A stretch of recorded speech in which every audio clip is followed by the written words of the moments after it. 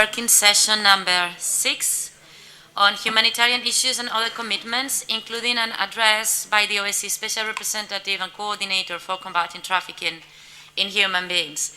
Let me just give you a quick overview of the topics that will be covered during this session. Trafficking in human beings remains a widespread violation of human rights and fundamental freedoms. It affects the lives of millions of women, men and children across the OSCE region and undermines the rule of law and democratic values. The patterns of trafficking human beings changed over the course of time. Their methods became more subtle and sophisticated, but the cruelty of labor and sexual exploitation and the degrading treatment of the victims remains the same. Traumas of child victims and victims of trafficking in human beings for organ removal, for example, often amounts to torture. Victims' assistance and protection clearly need further improvement. The OSCE victim-centered approach underlines the concept of national referral mechanisms, the advocating for compensation to be provided to the victims for the harm suffered, as well as for ensuring their safe and voluntary return and other measures for the empowerment and rehabilitation. Since 1999, the OSCE has been at the forefront in the fight against modern-day slavery. The OSCE reflected its approach to trafficking in human beings in a number of MC and PC decisions adopted between 2000 and 2013, and relevant OSCE executive structures have been assisting participating states upon their request to implement the anti-trafficking commitments at both local and central levels. Its 2003 action plan to combat trafficking in human beings remains a strategic document providing a comprehensive set of recommendations designed to assist participating states in the prosecution of offenders, crime prevention, and victims' protection. In 2013, participating states adopted the addendum to the action plan to combat trafficking in human beings 1 decade later that addresses new and emerging forms of modern-day slavery, such as trafficking in human beings for exploitation in domestic servitude, including in diplomatic households, in organized begging, in forced criminality, and for the purpose of organ removal. The addendum aims to meet the most pressing challenges of the so-called 3 Ps: prosecution, prevention, and protection, that I'm sure we'll hear more about later on. It also encourages participating states to adopt zero-tolerance policies. It recommends increasing awareness through training for new categories of state officials and the private sector for better identification and prevention of trafficking in human beings. Finally, the addendum calls for further strengthening the work of the Alliance Against Trafficking in Persons as a privileged, innovative framework for dedicated cooperation with relevant international partners. In this session, participating states will take stock of the implementation of relevant OSCE commitments and explore the challenges posed by the growing complexity of the current migration flows with increased number of labor migrants, refugees, IDPs, and other categories of vulnerable people. This session will provide an opportunity to share good practices in the implementation of the addendum to the action plan and ways to enhance cooperation between the participating states and the OSCE executive structures tasked to provide assistance on these areas that I have just mentioned. These are therefore the aspects that will be covered during this session, and for that we are going to have the invaluable inputs of 2 very important speakers today. The first person who will be taking the floor after these opening remarks is Ambassador Madina Jarbusinova of Kazakhstan, who is the OSCE Special Representative and Coordinator for Combating Trafficking in Human Beings, and represents the OSCE at the political level in AntiTrafficking Issues. And she took office recently. So I'm particularly thankful to Ambassador Jarbusinova and her team for having very constructively helped in preparing this working session today. So thank you very much. From June 2012 to August 2014, she served as the OSCE Project Coordinator in Ukraine. She was Ambassador at Large for Kazakhstan from 2009 to 2011, and she represented the countries, previously since 2008, she represented the countries of Central and Eastern Europe and the Commonwealth of Independent States at the SOS Kinderhof International Senate in Vienna. She also previously was a member of the United Nations Development Fund for Women, UNIFEM, Advisory Board, and a member of the UN Commission on Sustainable Development. Our second introducer today is Ms. Vera Gracheva, who is a doctor in international relations, currently is an independent consultant, an expert on combating trafficking in human beings. In 2004 to 2013, Ms. Gracheva served as a senior advisor at the OSCE Secretariat. She joined the OSCE in October 2004, right after the creation of the OSCE Office for Combating Trafficking in Human Beings. Previously, she worked as a researcher at the Russian Academy of Sciences, and in 1991 to 2004, she served as a diplomat at the Ministry of Foreign Affairs of the Russian Federation. Dr. Gracheva significantly contributed to the drafting and adoption of the OSCE Ministerial Council decisions related to fight against human trafficking, including the OSCE Action Plan to combat the trafficking in human beings, as well as the addendum later on. She is an author and an editor of a number of articles and other publications on trafficking in human beings. So thank you to the two introducers for joining us today. Now, let me pass the floor to also a very important moderator that is helping us through this session today, Ms. Tishy Fischelberger, Austrian National Coordinator on Combating Trafficking in Human Beings, who is Ambassador, Director General of Legal and Consular Affairs, and National Coordinator on Combating Human Trafficking at the Federal Ministry for European and International Affairs in Austria. The ambassador joined the Austrian Diplomatic Service in 1988 and has a long record of working in European affairs in various areas. Before joining the Austrian Diplomatic Service, she worked for the European Commission in Brussels. She has been the first Austrian National Coordinator on Combating Human Trafficking and President of the Austrian Task Force on Combating Human Trafficking since 2009, and for almost 10 years now, she has also been a lecturer at the University of Vienna and at the Diplomatic Academy in Vienna. So, Ambassador, please, the floor is yours now. Thank you very much. Good morning, ladies and gentlemen. It is now my pleasure to give the floor to the OSCE Special Representative and Coordinator for Combating Trafficking in Human Beings, Ambassador Yabusinova. Thank you very much.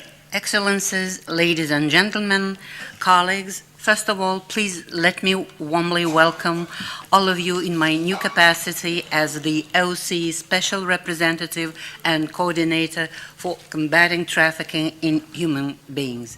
Indeed, it's a great privilege and extraordinary opportunity for me to work together with the OSCE participating states and civil society to help us gain the upper hand in the struggle against modern-day slavery. This is a unique post established by the OSCE participating states to raise the political profile of the fight against human trafficking, to strengthen cooperation and ensure better coordination among the OSCE participating states, to strengthen cooperation and ensure better coordination among the OSCE executive structures and institutions, as well as enhancing cooperation between the OSCE and major international organizations. Let me assure that I will do my utmost to implement my mandate and will be consistent in developing further the fruitful dialogue with the participating states during my official country visits, via regular contacts with the delegations in Vienna, by contributing to national and international anti-trafficking events and strengthening the alliance against trafficking in persons. I will draw from the great legacy left by the three former special representatives, from the rich experience gained by the office, by ODIHR, other executive structures, and by the OSCE field operations in the course of last decade. I will also support good practices developed by the participating states and their frontline civil society organizations countering human trafficking and sharing the same human rights values as that we all do.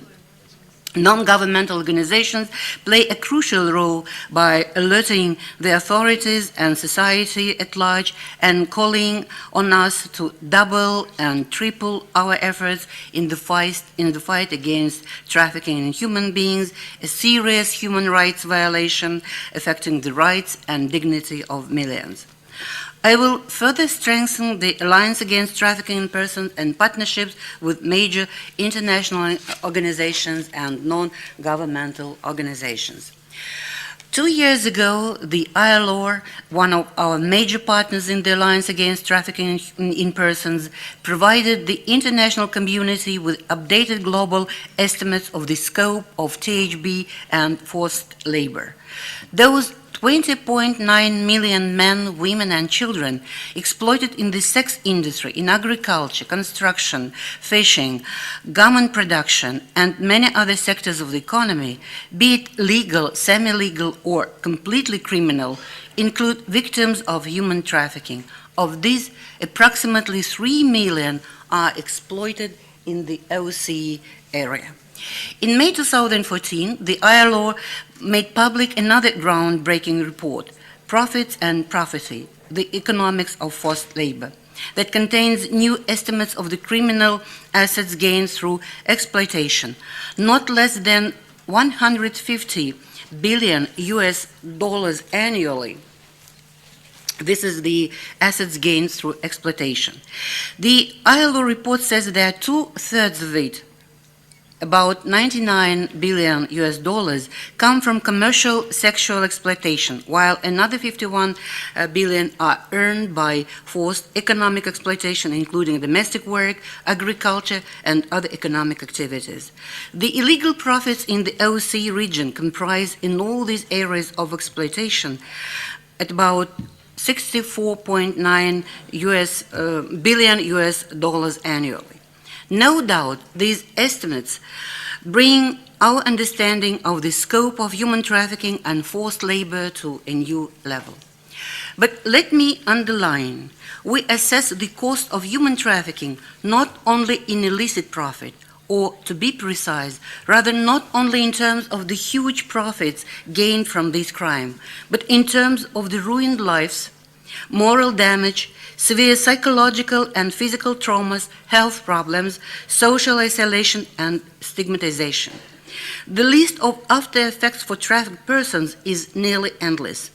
These categories also can be recalculated in financial terms. For example, if we try to assess the amount of wages lost, the loss to the labor force, or the cost of the rehabilitation or treatment, or the loss of income to the participating states through tax evasion by unscrupulous employers, or through corrupt activities and money laundering. But the moral damage to the persons concerned and to society is a category of another dimension. You can find heartbreaking examples of these traumas in the fifth OSCE of our office occasional paper, Trafficking in Human Beings Amounting to Torture and Other Forms of Ill Treatment. According to my mandate, I am tasked with assisting the OSCE participating states upon request in the implementation of their anti-trafficking commitments, including the recommendation of the action plan and addendum to the action plan adopted less than a year ago. These OSCE commitments are multiple, but all of them adopted from 2000 to 2013 are based on a human rights-centered approach. This means that the rights of the victims are predominant at all stages and have to be ensured through preventative measures, fully observed when a trafficked person is first taken out of an exploitative situation. And furthermore, it means that the protection of the rights of all participants in the criminal proceedings is a prerequisite for efficient and fair prosecution.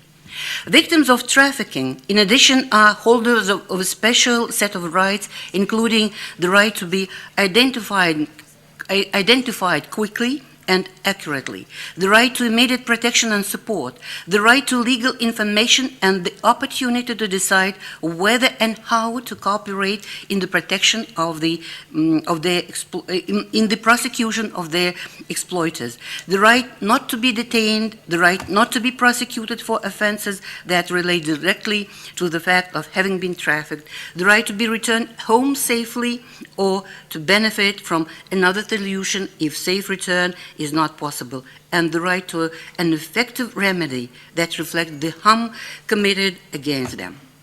Let me reiterate that child victims of trafficking do have special needs, paramount, that should be taken into account, and the best interest of the child should be paramount at all times. This has been clearly stated by the UN Convention on the Rights of the Child and by the OSCE Ministerial Council decision.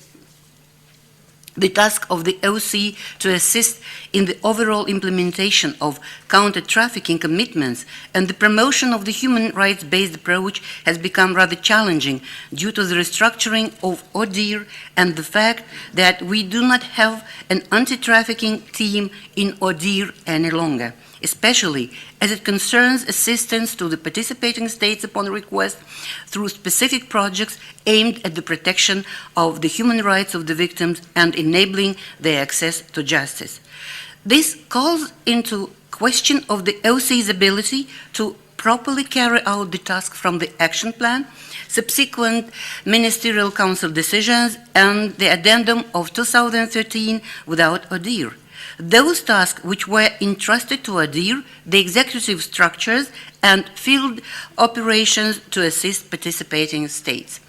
In this regard, I would appreciate the delegation's opinion on how to address this quandary of increasing taskings and requests on the one hand, while on the other hand, the human and financial resources with which to implement them are decreasing. I promise to do my best to be even more strategic in our work, as well as to advocate for the additional resources to ensure adequate capacity and the continuity needed to follow up on requests for support by participating states and field operations to implement recommendations and commitments, as well as in concert with international and non-governmental partners. I am delighted to provide you with just a few examples of how we are already making progress in the implementation of taskings stemming from the 2013 addendum.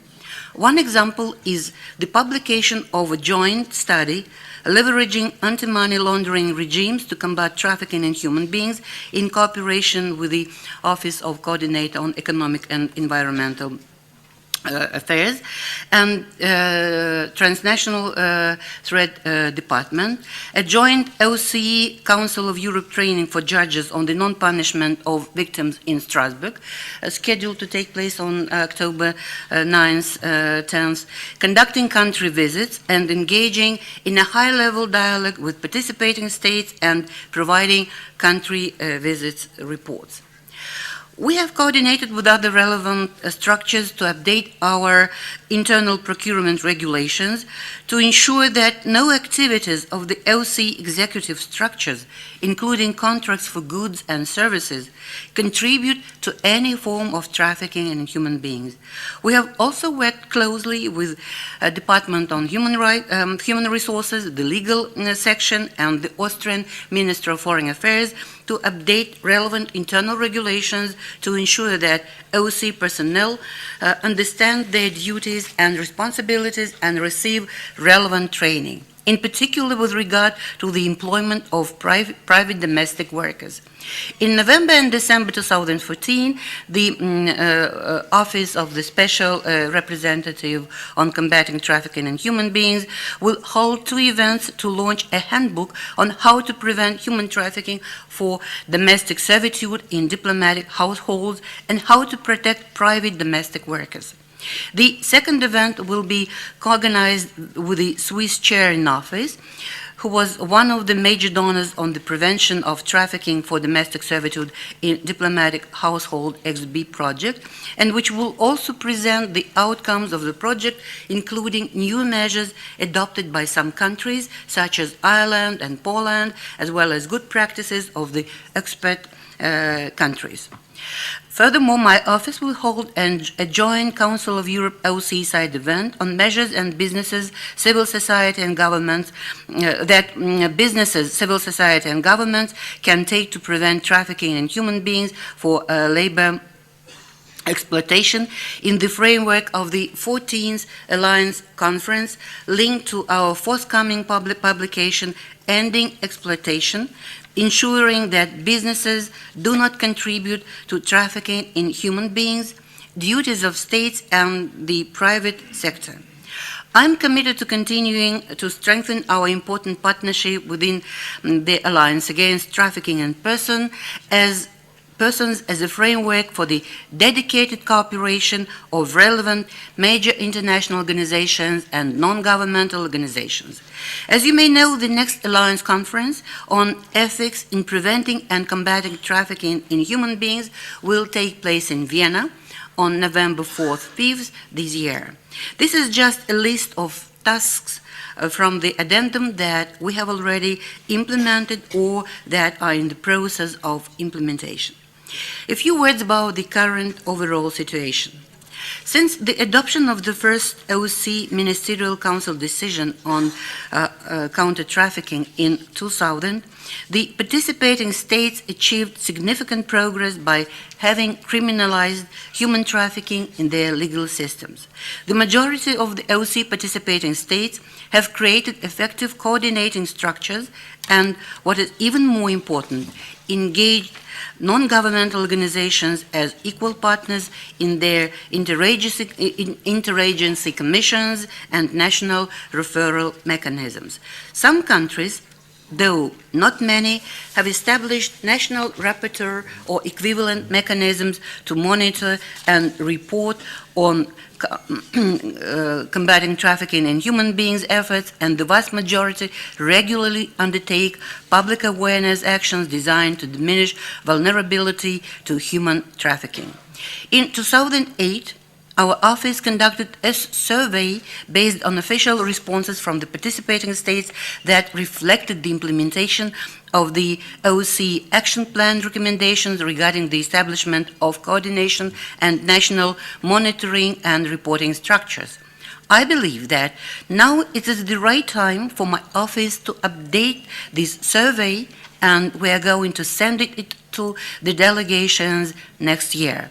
In this regard, let me cordially thank the chairmanship and the delegations of participating states and partners for cooperation for their excellent collaboration with the office, including in organizing country visits and in conducting joint events, and extend my thanks to Andorra, Austria, the Czech Republic, France, Germany, Iceland, Italy, Kazakhstan, Liechtenstein, Luxembourg, Monaco, the Netherlands, Norway, Switzerland, the United Kingdom, and the United States of America for their support of the work of my office and generous extra budgetary contributions, including secondments.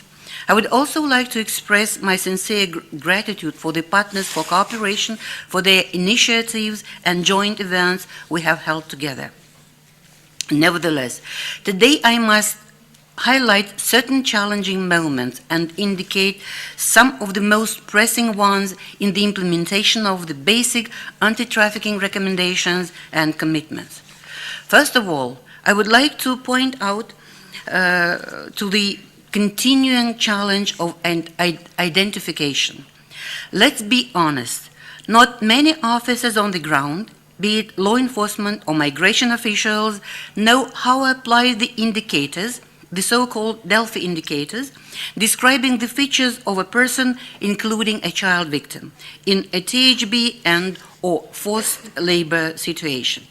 Many other officials that may come across a trafficked persons, for example, taxi drivers, airplane attendants, medical personnel, or simply ordinary citizens living next door, How well do they know the signs, indeed, the scars and traces of modern slavery?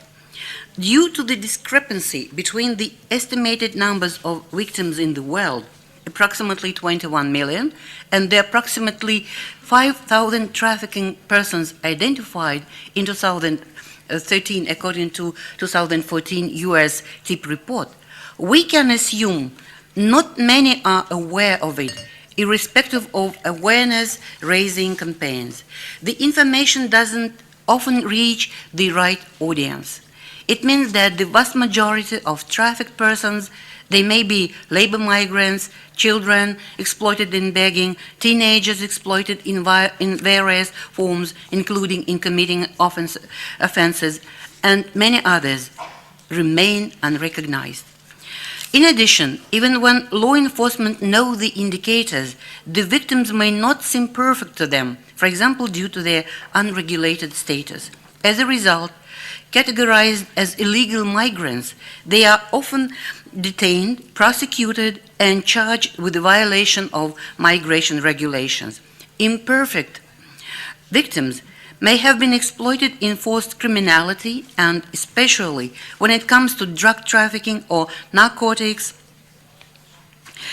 selling, such persons can hardly expect a human attitude from the law enforcement and judiciary. They may have been involved in organized begging, and the police often do not know where to place them after rescuing them from the exploitive situation. Often there are no shelters and no specialized assistance programs for such victims. Let me add that many of them may suffer from drug or alcohol addiction imposed by traffickers to make them obedient and dependent, have contagious diseases, have mental or physical disabilities and or disorders.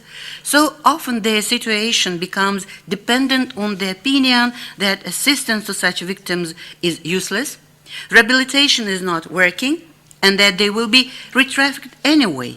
And many of them are, just because assistance programs are not adequate and there are no decent alternatives and no efforts to ensure long-term protection from retaliation by traffickers.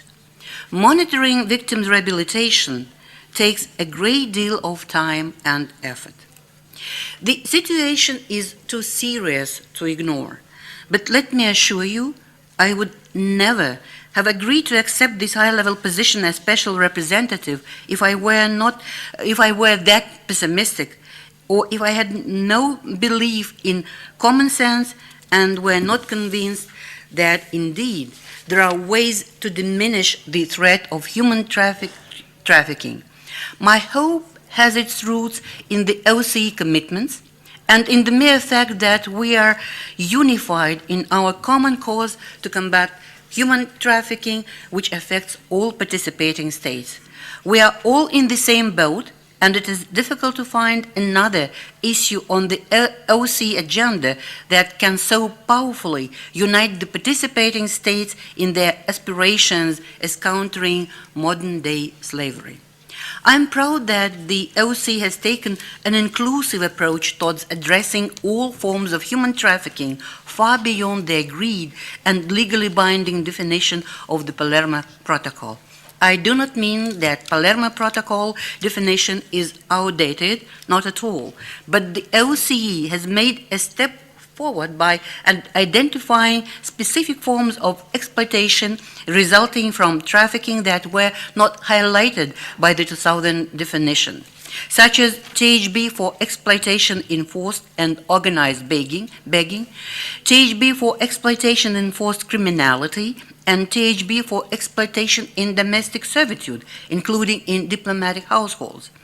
I would like to add that my office would appreciate any information that participating states and non-governmental organizations could share with us regarding any other new forms of THB identified and prosecuted in the OSCE region, those that are lacking evidence-based data. It does not mean that we should pay less attention to the so-called traditional forms of THB for sexual and labor exploitation, especially trafficking in men and the critical lack of access to assistance and protection mechanisms for them.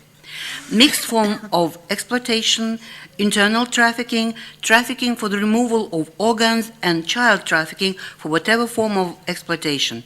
By the way, usually mixed due to their dependence and easy control. The mandate of the special representative is broad enough, and the OSCE commitments oblige us to address all forms of THB. My hope is deeply rooted in the rich content of the volumes of the OSCE commitments that cover both general and specific issues. For example, the Ministerial Council decision on ensuring the highest standards of conduct and accountability of persons serving on international forces and missions. The addendum to the OSCE Action Plan addressing the special needs of child victims of trafficking for protection and assistance, or the Ministerial Council decision on enhancing criminal justice response to trafficking in human beings through a comprehensive approach. But let us be frank. These specific decisions are much less known to anti-trafficking practitioners than the OSCE Action Plan to combat trafficking in human beings, the strategic document agreed and adopted in 2003. This is why I was encouraged by the adoption of the 2013 addendum to the Action Plan to combat trafficking in human beings 1 decade later, that marked the 10th anniversary of the Action Plan, a document we all can be proud of. The addendum of 2013 has accumulated the commitments that the participating states agreed upon in the course of these 10 years and translated these commitments into relevant recommendations, thus making their implementation user-friendly. What matters even more is that the addendum goes further in its recommendations in addressing those new forms of human trafficking, the most challenging ones, and incorporates the advanced perceptions of countering human trafficking pursued by other international organizations, our alliance partners. The addendum contains articles that address crucial issues of non-punishment.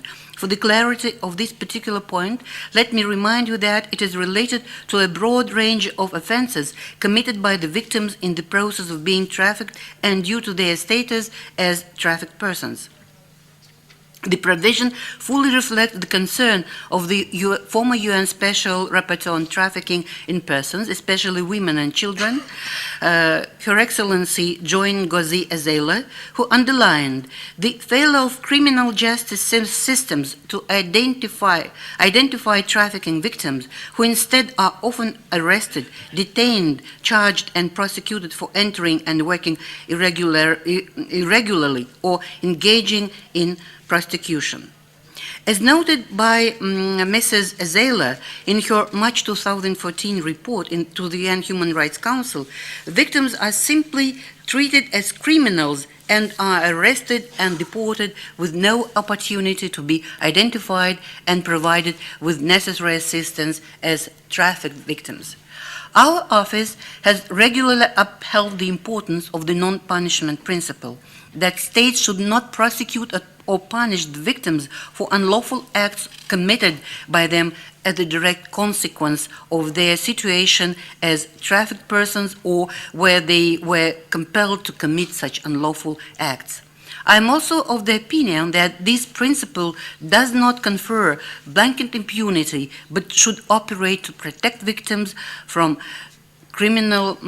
acts committed under duress. The addendum confirmed the entitlements of the victims to have an access to remedies, including compensation for the harm suffered. This is also one of the critical moments in their rehabilitation and empowerment, providing a viable chance to restart their lives and escape from re-trafficking. These are just a few examples of issues addressed by the addendum that aim to increase the efficiency of the anti-trafficking response at the national level. Today we will have an opportunity to discuss in detail what can be done, or perhaps what has been done already, to translate the recommendations of the addendum into practice. Dear participants, the effective prevention of THB is feasible, but to accomplish this mission, a state has to engage social partners and encourage their participation in public-private efforts aimed at addressing the factor of the demand. I would agree with the broad definition of the demand provided by the former UN Special Rapporteur in her latest report to the Human Rights Council, which was already mentioned, and confirm that it includes demand for sexual exploitation, for cheap labor and domestic workers, for organ removal and sale, for illicit adoption and forced marriages, for criminal activities or begging, or for exploitation within the army. At the same time, if we focus on the rapidly increasing form of THB for labor exploitation, in this particular case, I would particularly underline the significance of the engagement of the private sector and the duties of states to enact measures to ensure that the business community plays a positive role and does not contribute to exploitation in their supply chains, which often leads to human trafficking and other human rights violations. My office initiated a report on the measures that can be taken by states and the private sector to ensure that businesses do not contribute to THB and that commitments made by businesses are implemented in practice. This report, focusing on the effectiveness of codes of conduct and other policies in the prevention of human trafficking, will be launched in November at the 14th Alliance Against Trafficking in Persons High-Level Conference. It will mark our intention to encourage participating states to work with the private sector in the OSCE region to apply principles of due diligence and transparency to prevent exploitation through supply chains, to ensure that workers have access to mechanisms to redress abusive practices, and to enact government procurement policies to ensure that goods and services are not produced by trafficked persons. It will expand the scope of anti-trafficking issues addressed by my office through the publication of occasional papers. They present a vast source of information and analysis for practitioners, decision makers, media, and other stakeholders, and promote good practices that can be applied at the national level by participating states. Dear colleagues, the implementation of commitments as well as of legal obligations taken under the UN, Council of Europe, European Union, CIS, or other regional mechanisms has always been a challenge, and the perfect treaties that accumulated the best ever knowledge and expertise, and those drafted and adopted with the best intentions, were too often ignored as a result of various obstacles. You know them well enough: the global financial crisis, increasing flows of irregular migration, the threat of terrorism, conflicts, natural and technological disasters, overwhelming political disputes, and many, many others. Less than a month ago, I left my previous posting in Kiev, having spent my term as the OSCE project coordinator in Ukraine for more than 2 years. Let me assure you, I do know how hard it is to bring the anti-trafficking agenda back to the high political level, and practical as well in the current circumstances. The implementation of the OSCE anti-trafficking commitments in this particular situation in Europe should be a test for all of us, showing that we mean what we have voted for, and that the plight of millions in the OSCE region matters to us.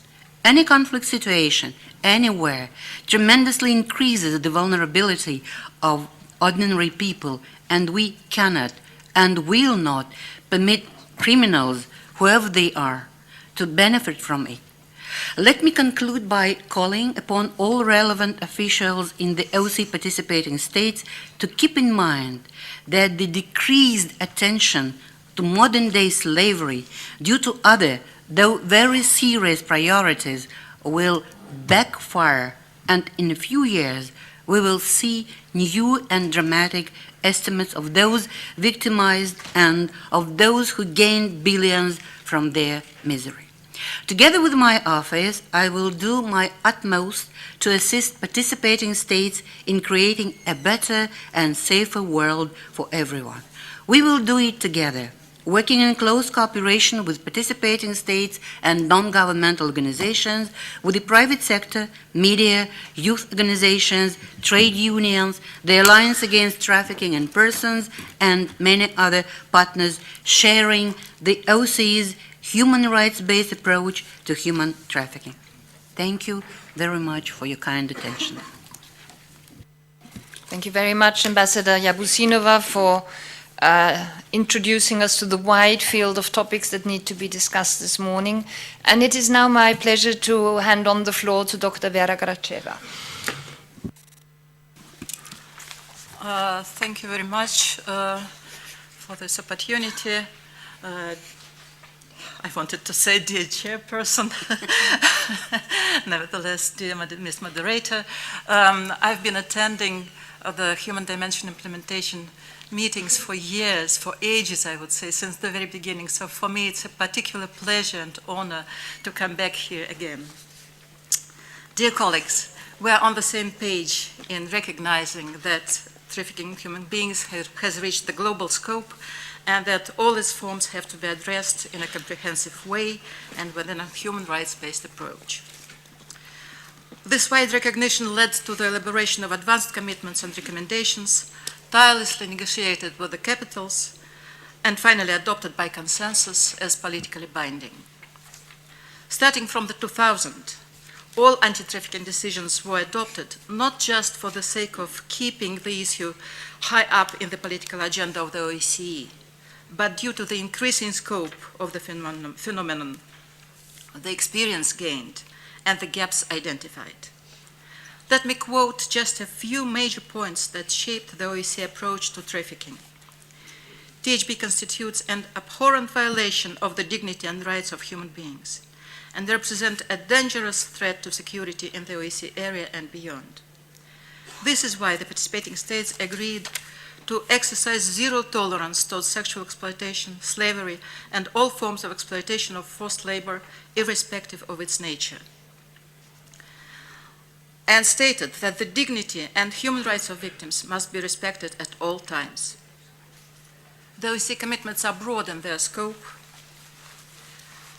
They address general issues such as the root causes of trafficking, including the demand for cheap and unprotected labor, and they tackle specific features and forms of trafficking, such as child trafficking, THP for labor exploitation, or promote a better criminal justice response.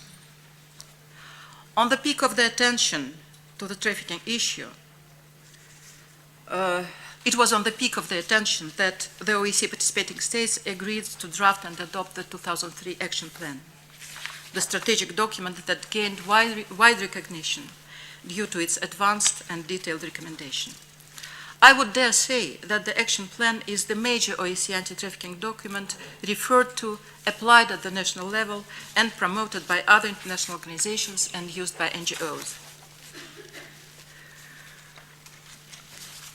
Nevertheless, the evolution of human trafficking since 2003 and the appearance of new forms of exploitation required an adequate response. This is why in 2013, the participating states engaged in the updating of the action plan so that a new addendum could address these new forms of exploitation and take into account best practices developed at the national level as a basis for more advanced recommendations. I would like to reiterate that it was not a revision of the action plan. No, it was an update that accumulated the major political commitments taken in 2004-2011 and transformed these commitments into a sort of a roadmap towards further progress. A clear message stating that victims are treated in a manner that respects their rights and fundamental freedoms, and they are provided with access to justice, to legal assistance, and to effective remedies and other services, meant that a decade later, the OSCE continued to pursue the human rights-based approach. For example, the relevance of financial investigations linked with the THB-related offenses was reiterated with a view to enhance the capacities for tracing, freezing, and confiscating the instrumentalities and proceeds of trafficking, and consider, where applicable, using these proceeds to fund anti-trafficking initiatives and victim support, including the possibility of obtaining compensation. Particularly new was the recommendation to promote training on all recent trends and aspects of THB, including methods used by traffickers to abuse legal process and methods to coerce their victims, the use of the internet and other information and communication technologies for committing THB-related crimes. This is a clear manifestation of a human rights-based approach applicable in the prosecution of trafficking cases. Prevention, equally based on the respect for human rights and fundamental freedoms of persons vulnerable to THB, is enhanced by the recommendation to pay special attention to children in child institutions and orphanages, children in alternative care, runaway youth, unaccompanied and separated children, children with disabilities, children belong to national minorities, children without any citizenship, children without birth registration, asylum seekers, refugees and IDPs, and children left behind by migrating parents. It is also recommended that all child victims of trafficking are provided with access to justice and remedies, including the possibility of obtaining compensation. New and needed a lot are measures recommended to monitor, detect, investigate, and disrupt all forms of trafficking in human beings facilitated by ICTs, in particular by the internet, as well as measures to implement zero-tolerance policies or other similar standards in government procurement of goods and services. This recommendation is logically linked with the other one, encouraging to promote codes of conduct to ensure the protection of the human rights of workers throughout the supply chain. It is important that the participating states agreed to explore possibility of removing the recruitment fees charged to employees and monitor the activities of recruitment agencies to prevent all forms of trafficking, as well as to encourage accessible complaint mechanisms. Completely new are the provisions on the prevention of trafficking for domestic servitude, inter alia in domestic households, and recommendations to protect domestic workers and inform them of their rights and employees and how to report abuses. For the first time, the challenge on trafficking for organ removal led to the recommendation to raise awareness on THB, including for the purpose of organ removal, through developing partnerships with healthcare and medical professionals, with associations in the medical profession, with transplant organizations, and with relevant NGOs where necessary, and other relevant mechanisms, and as appropriate, developing in this regard partnership with transplant organizations, promoting legal organ donation methods and channels.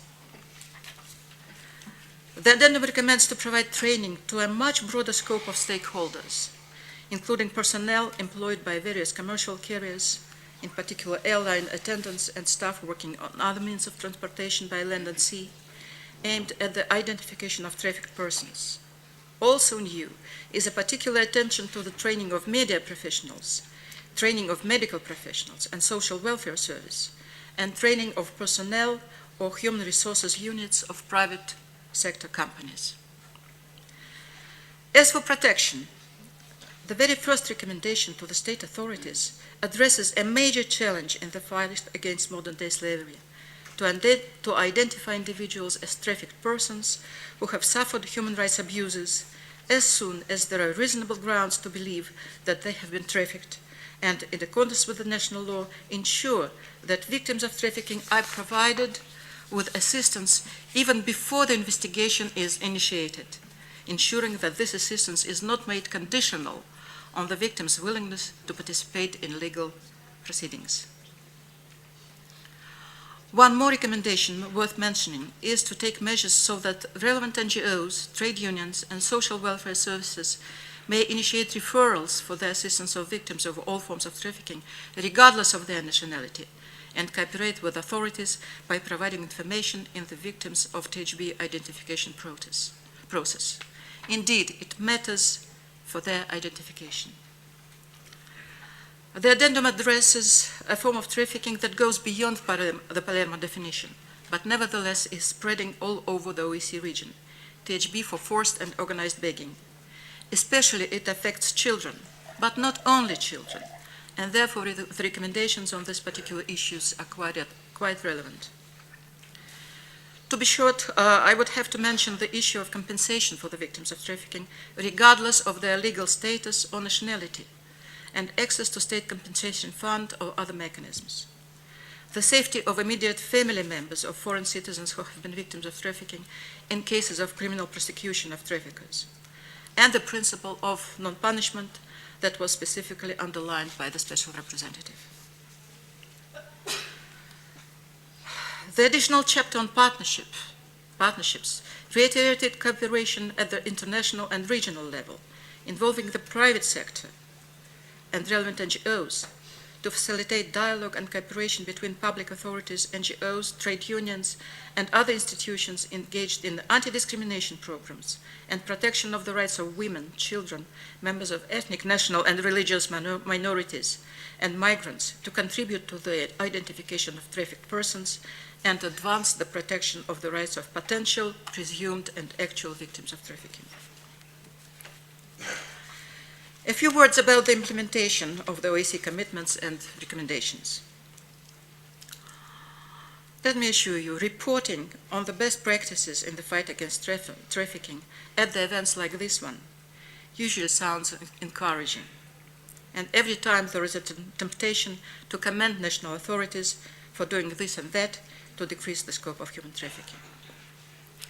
Indeed, the level of awareness in general has increased, and the majority of states adopted special anti-trafficking laws. Many, as it was stated by the ISR, have established national coordinating mechanisms, and some, not that many, have created national monitoring and reporting mechanisms. A few states have created state funds to ensure that victims of trafficking, not only nationals, but all persons under their jurisdiction, are compensated for the harm suffered. The media started to pay more attention to the problem. The private sector demonstrates signs of corporate social responsibility, aiming to prevent labor exploitation and trafficking in the supply chain. National action plans and programs have become a part of a widely accepted strategic response. Still, let me get back to the national reporting on best practices and impressive achievements. No doubt that the information provided is true, including official statistics. But, as it was once stated by the President of GRETA, the Council of Europe Monitoring Mechanism, statistics related to THB clearly show us what we are capable to achieve, and not more than that.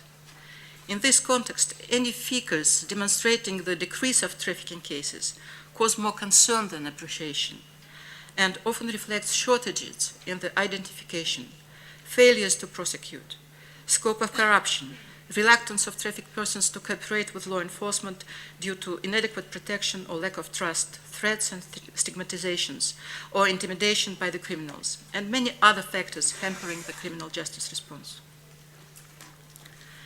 The global estimates, in comparison with the official statistics, are discouraging.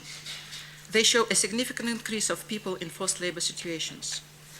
The Special Representative has provided us with the ILO latest estimates of criminal assets, nearly 5 times bigger than we used to quote, as a proof of how serious is the threat of trafficking for healthy economies and what the cost of human trafficking is now for the states and societies. The figures of THB cases prosecuted in 2013 in comparison with the scope of the problem is also a clear manifestation that millions are left beyond the rule of law and have no access to a fair trial, no adequate assistance, and no access to remedies, including compensation. The failure of identification, as stated by the Special Representative, is a core problem that entails other failures leading to the impunity of the criminals. Furthermore, the proportion of cases of sex and labor exploitation that have been prosecuted and ended with a conviction significantly differs from the ILO global estimates.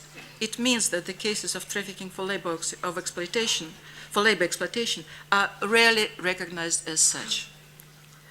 The 2012 UNODC Global Report, based on a different methodology, provides us with another upsetting data revealing a 7% increase of child trafficking and points to the 2/3 of girls among trafficked children. It also shows the vast majority of identified victims are women and confirms a growing trend of trafficking for labor exploitation. To summarize the challenges, let me highlight the increasing trend of trafficking, as I said, for labor exploitation, and for other forms of exploitation not mentioned in the protocol and absent in many national anti-trafficking laws, THB for exploitation, enforced criminality, and enforced begging. On the margins of attention are cases of trafficking for exploitation in domestic servitude. All these forms, in addition to THB for organ removal, need specific treatment of the victims, specific rehabilitation programs, additional funding, and furthermore the engagement of new social partners for better identification of cases and potential victims. Certainly, there are other structural factors that distract the attention of participating states from the scourge of human trafficking, and the Special Representative has mentioned all of them. But they are all related to each other, being either a cause or a consequence. THB grows from poverty and unemployment, discrimination and inequality. It serves as a contributing factor to corruption. THB grows through the fabrics of our societies and destructs it, if not addressed in all related policy areas. This session will provide an excellent opportunity to share best practices in addressing traditional, so to say, and new forms of trafficking. And the participating states are strongly encouraged to exchange experience in overcoming the existing challenges through applying the human rights-based approach in the protection, prevention, and prosecution phases of anti-trafficking action, as well as in establishing partnerships, promoting zero tolerance towards exploitation, and mainstreaming the fight against THB into other policy areas such as migration, tolerance and non-discrimination, youth policies, employment, child protection, and many others. Certainly, the OSCE executive structures, and especially the Office of the Special Representative, remain at the disposal of the participating states, standing ready to assist in the implementation of commitments and accomplish together this ambitious mission, the eradication of modern-day slavery, if so decided. And actually, this is the case. Thank you for your attention. Thank you very much, Dr. Gracheva. And we are now going on to the list of speakers from participating states and other organizations. Let me just say a few things to remind us that I would like everybody to keep in mind. We have a speakers list, and there is still a possibility for speakers to line up, to sign up. We may have to close the list at some time. Given the speakers list at the moment, each speaker will be attributed 4 minutes, and I would be very grateful if you could respect that time limit in order to allow all speakers to get the floor and in order for us to close the session on time, which we will have to do with respect to the interpreters. So please keep your remarks to the discussion points. We would discourage you from reading out text. We would be very grateful if you could respond to what has been said before. Yes, and I will not say any more to that point now. The first person on the speakers list at this stage is the chairman or person in office, Switzerland. Danke, Frau Vorsitzende. Die Schweiz begrüßt Frau Madina Yarbusinova als neue Sonderbeauftragte und Koordinatorin für die Bekämpfung des Menschenhandels und spricht hier für ihre wichtige Arbeit die entschiedene und kontinuierliche Unterstützung aus. Liebe Madina, wir wissen, du wirst eine tolle Arbeit leisten. Danke schon im Voraus. Ich freue mich auch persönlich, hier Frau Vera Gracheva wiederzusehen in einer neuen Inkarnation, aber immer im Dienst der menschlichen Dimension. Die Schweiz freut sich über die Fortführung der exzellenten Zusammenarbeit mit dem Büro von Botschafter Yarbusinova und betont die Bedeutung der engen und gut funktionierenden Zusammenarbeit aller beteiligten Akteure für die erfolgreiche Bekämpfung des Menschenhandels. Unter respektive schweizerische und österreichische Präsidentschaft die gemeinsame Konferenz der OSCE und des Europarats gegen Menschenhandel vom 17. und 18. Februar 2014 statuiert diesbezüglich ein sehr gutes Beispiel und hat konkrete Bereiche für eine verstärkte Zusammenarbeit, Entschuldigung, ich muss mich unterbrechen, please. Thank you. Und hat hier eine konkrete Bereiche für eine verstärkte Zusammenarbeit in der Bekämpfung des Menschenhandels aufgezeigt, um die Umsetzung von internationalen rechtlichen und politischen Verpflichtungen zu fördern.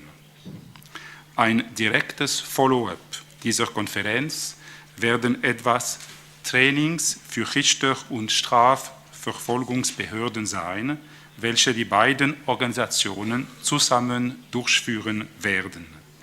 Diese Trainings haben zum Ziel, das Bewusstsein für das Prinzip der Nichtbestrafung von Opfern zu schaffen. Die OSZE leistet einen wichtigen Beitrag in der Bekämpfung von Menschenhandel und hat in den letzten Jahren oftmals eine Vorreiterrolle übernommen. Entwicklungen, die heute als Best Practices gelten und viele Staaten in ihre Strategie gegen Menschenhandel integriert haben, wurden von der OSZE sehr stark geprägt. Die Schweiz begrüßt die innovativen Initiativen, mit welchen das Büro der Sonderbeauftragten und Koordinatorin für die Bekämpfung des Menschenhandels immer wieder auffällt. Zum Beispiel unterstützen wir die von der OSZE lancierte Initiative zum Schutz von Außenangestellten in diplomatischen Haushalten. Das aus dieser Initiative hervorgehende Handbuch wird im Herbst 2014 veröffentlicht. Die darin enthaltenen Empfehlungen sollen Staaten bei ihren Bemühungen unterstützen, die Arbeitsbedingungen der privaten Hausangestellten umfassend zu reglementieren und konkrete Schutzmaßnahmen zu ergreifen. Für die zukünftigen Anstrengungen der OSZE zur Bekämpfung des Menschenhandels möchten wir die folgenden 2 Empfehlungen anbringen. Erstens, Fortführung der Analyse von Trends und verschiedenartigen Formen von Menschenhandel sowie Entwicklung von Gegenmaßnahmen durch den Austausch von Best Practices in der OSZE-Region. Zweitens, Unterstützung der Zielländer in deren Bemühungen der Schutz von privaten Hausangestellten, insbesondere in diplomatischen Haushalten, zu verbessern. Vielen Dank.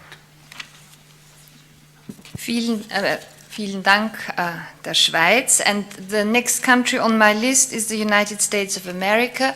Let me just add at this point that the next speaker will be the Azerbaijan Institute for Democracy and Human Rights. Thank you very much. The United States very much welcomes Ambassador Jarbusinova, and we're delighted and we look forward to working with you on this very serious problem. I want to say at the outset that I hope we will not reduce this issue to an acronym, THB, whatever. We should say it each time so that we understand exactly what we're talking about here, trafficking in human beings. There has been nothing like this since slavery, and this indeed is the modern slavery, and it's an abhorrent thing. It's a criminal act. Perhaps one of the worst aspects of it is the problem of child sex tourism, where individuals travel from one country to the other in order to engage in sex with a child. And I would say this at the outset, it's deeply regrettable that the United States is one of the main countries of origin for those engaged in this criminal abuse. And as a result, we're taking the lead on an international cooperative alert system that will alert destination countries in advance of individuals who may be traveling for the purpose of child sex tourism. Now, I can tell you that my government is seized with this issue at every level. Indeed, the private sector in the United States is as well. I would cite, for example, companies in a global company in my home state, the Carlson companies. You've all heard of Carlson, Wagon Lee, and the Radisson hotels. The tourism industry is a particular concern here because of the use of hotels and other mechanisms to do this trafficking. And in the latest Trafficking in Persons report of the U.S. government, we have stated that we will take actions in these areas: increased screening to identify trafficked victims, increased focus on labor trafficking, and addressing the demand for forced labor and commercial sex. So we take this very, very seriously.